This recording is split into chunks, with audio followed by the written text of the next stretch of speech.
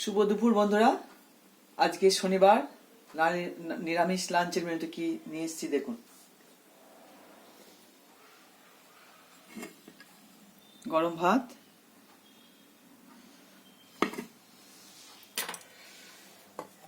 প্রথম পাতে শিম আলু ভাতে, এটা হলো ধনেপাতা বাটা। এটা গরম ভাতে দারুণ খেতে লাগে।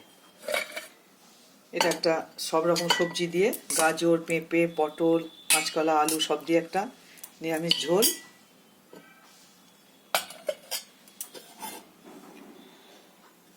আলু পোস্ত, নিরামিষের দিনে পোস্ত তো চাই।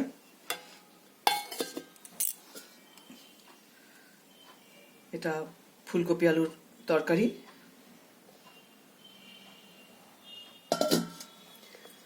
আপনারা ভালো থাকবেন, সুস্থ থাকবেন। আমার রান্নাবান্না যদি আপনাদের পছন্দ হয়, লাইক, শেয়ার, সাবস্ক্রাইব করবেন।